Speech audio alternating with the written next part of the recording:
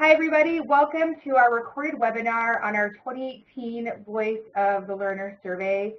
These results that we are going to share are coming straight from the learner. This isn't a research study on individuals from learning and development and training departments, but over the next 20 minutes we will share insights from your end user on what they prefer to learn. This is what they've said, this is what they need in order to improve their performance and develop at your organization.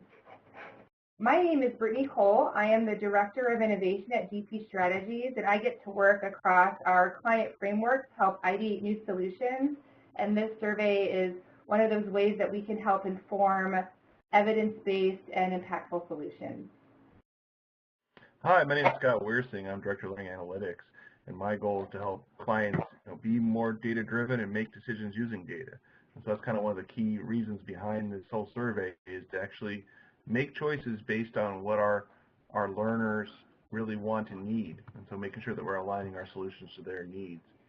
So we kind of designed this survey to kind of answer some big questions about how do people want to learn, what actually works in their viewpoint to improve performance, what all this learning technology that we're implementing, which ones are effective to them and such.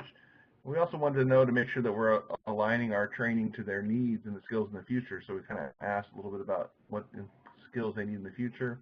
And then kind of a bigger giant question, if we're not giving them what they want and it's not effective and it's not the right skills, would people actually leave the organization? And when we get some baseline measures on those kind of key questions. So our overall summary, we found out that, hey, employees prefer a variety of learning activities. There's not necessarily one that stands out, but they like classroom and one-on-one and self-paced. Classroom learning is still really seen as effective and improved performance. That's one of the key things we heard throughout the survey from our respondents. But also, again, some of our new technologies, so videos, virtual training, and simulations are also just as effective as classroom. And then we found out that the human interaction are the skills that people really need experience with, influencing others and those difficult conversations. So some of the kind of key things that you can be looking at to meet the needs of your learners in the future. So we had a really good variety of responses. 237 people responded to our survey from 21 different industries.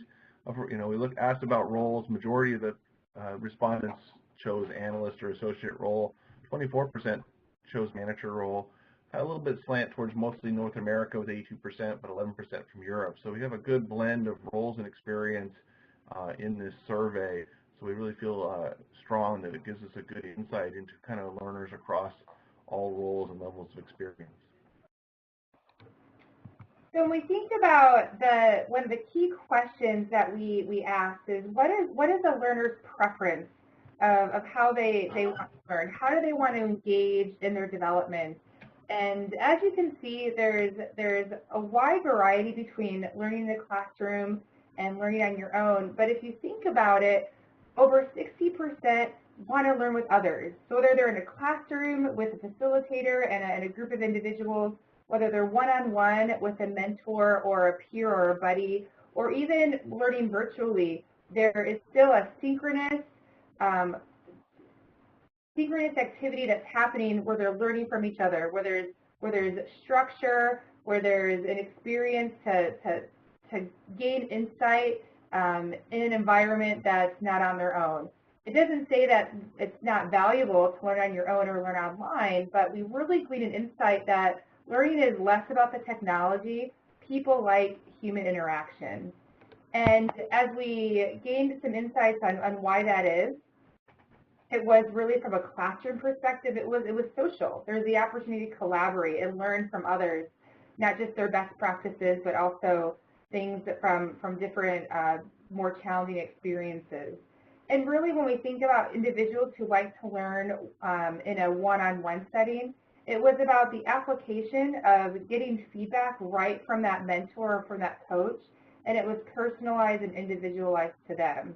But interestingly enough, when we asked individuals why they like to learn on their own or why do they like to do things in a self-paced manner, it was that freedom, and it was the ability to choose what they want to learn when they want to learn it. but it was also the application piece. And so both when individuals like to learn with one-on-one with others, but also on their own, there was that underlying element that there's an immediacy of they can take what they gleaned from that training, from that learning experience, and bring it on the job.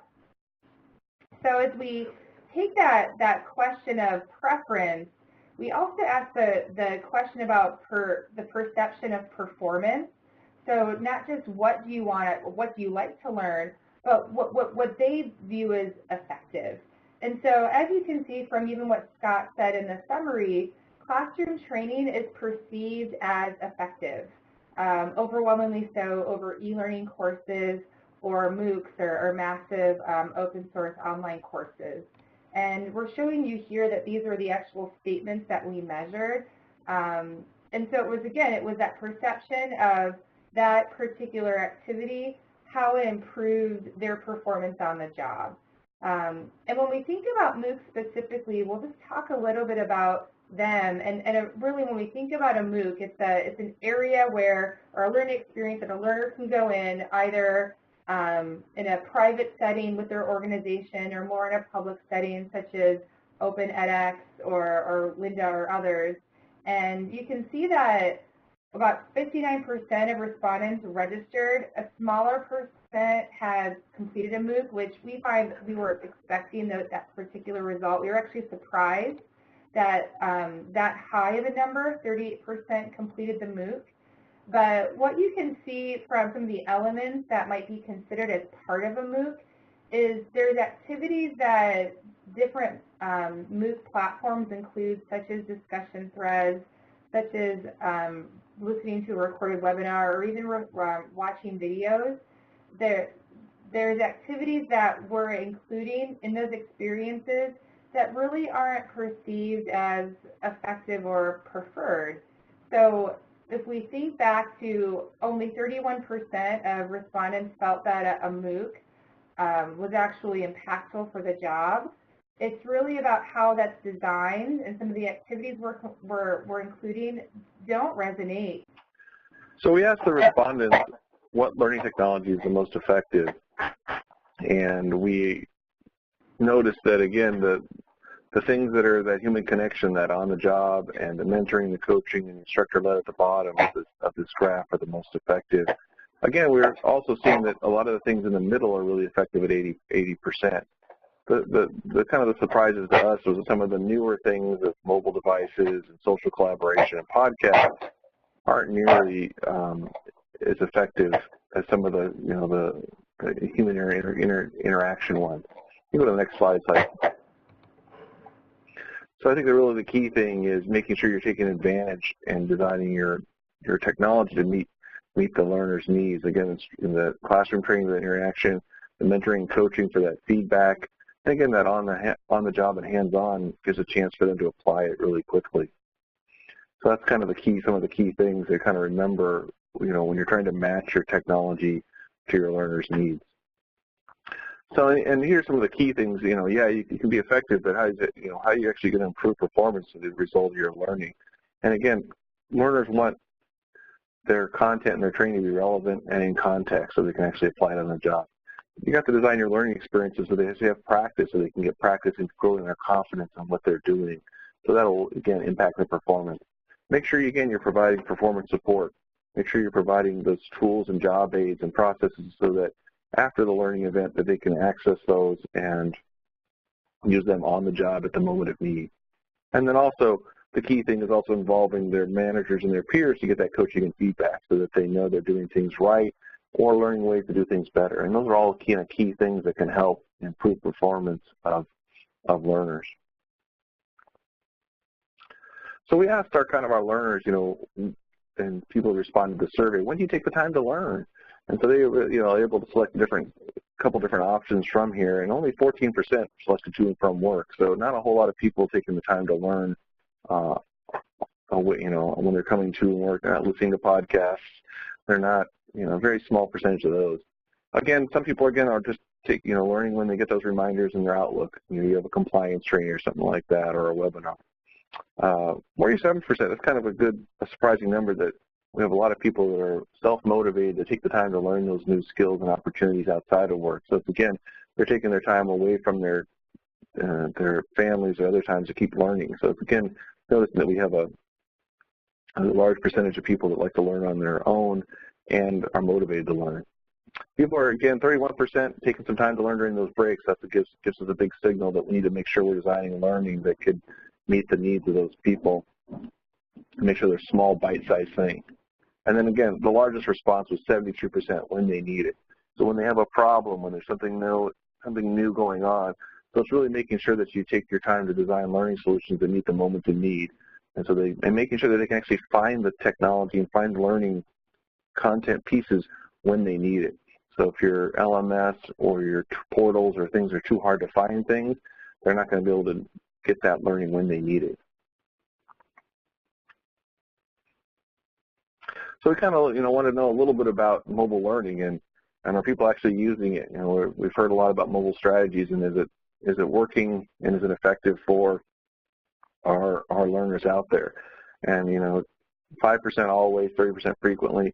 The key thing that stands out to me is only 63% are in the occasional and never. So it's, again, one of those cases that could be out there, and there's probably a lot of barriers we need to look at to address. So here's some of the we asked them if you're not using it all, if you're not in that 5% group, what are some of the things that are some of the barriers? And so, 31%, they're not available on the personal device. Again, I think a real key thing that's hampering mobile learning is it's just too small. It's often the kind of thing. And again, the biggest thing is those other barriers. And again, people, even though we may have a mobile learning strategy, people prefer a computer, or they have poor internet connection with their mobile device, or it's just not the right time or right place. And then again, a lot of people rather not going to want to access the LMS or their corporate learning on their phone away from home to have that work-life balance. So some of the things you got to kind of remember when you're developing your mobile learning, to make sure that you really take the time to figure out if your learners are going to use it. So we thought maybe that there would be some barriers with using a personal device during work hours. That was a pretty small percentage. Data plans, that used to be kind of an issue, but again, those are small numbers. So again, the key thing is you have to remember that just like people prefer to learn in the classroom, they also prefer, if they're going to learn something on an e-learning or like that, they're probably going to prefer to learn on a computer. So again, be careful about designing stuff for mobile learning, and you might not get the usage that you want.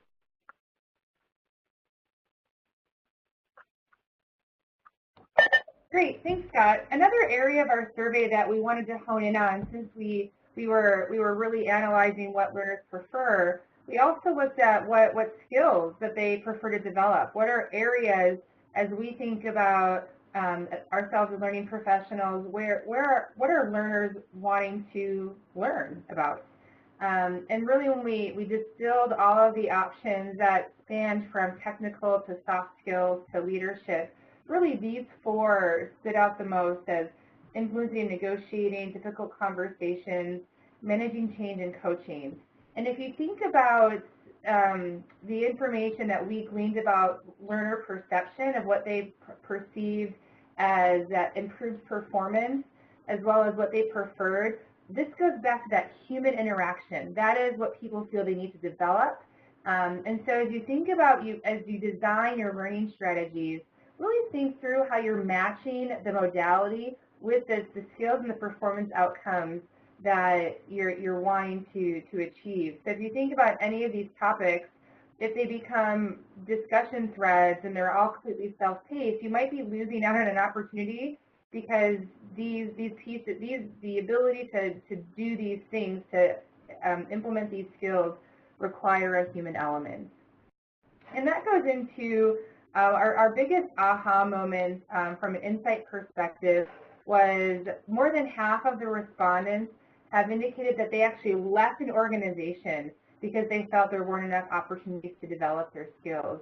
And so what that's telling us is twofold. Is one, employees really see development as a key benefit and an expectation of an organization that they're working for. And if that doesn't exist, if they're not having the right training, that aren't aligned with the right modalities that they prefer, and there isn't an opportunity to apply it, they might perceive that that's not the type of the development they want, and they're going to leave. Another thing that we gleaned from this is that when we think of what learners prefer, they're preferring that human touch, they prefer classroom training, and oftentimes, that happens outside the workflow. But that's what learners think of when they think of development. But they also prefer to learn when they need it, and that is indicative of learning within the workflow and having performance support. So it's really going to be important as learning teams and learning leaders is to be really clear that those opportunities when you're building learning experiences and you're building training and you're building performance support into the workflow, those mobile-enabled technologies or things they can access when they need it, where they need it, is those need to be branded and be really clear that those are opportunities to develop too. Individuals just expect that to be the case, but really we are building development, it's just happening through a different means. So now what? We have all of these insights, we have all of this data, so what should you be doing next? And we really distilled that down to 4 things, is align the learning to the needs of your learners. There's business-driven decisions of why we build learning experiences the way we do, but really try to bring in learner preference so that it can be perceived to them as something they can improve on the job, and ask what they need, and give it to them when they need it. Let them go find it. Let them pull it, and really don't necessarily force new technology onto your learners. The commute preference of, hey, we want to build a train so that people can look at it on the train. Obviously, that was a low indicator of when people want to learn. And so when you're bringing in technology into your learning experiences and pushing them out to your people, do it in such a way that makes sense, that really is that's intentional and it hinges on their practice. Scott, what are some other things that were your aha moments? Oh, I think that's really the key thing, that you're making sure you're building that technology that matches with your learners need. And so rather than building technology based on what your stakeholders may need, you need to consider your learners as stakeholders and think of them as customers, and trying to remember you're trying to be customer driven and trying to address the needs of your customers.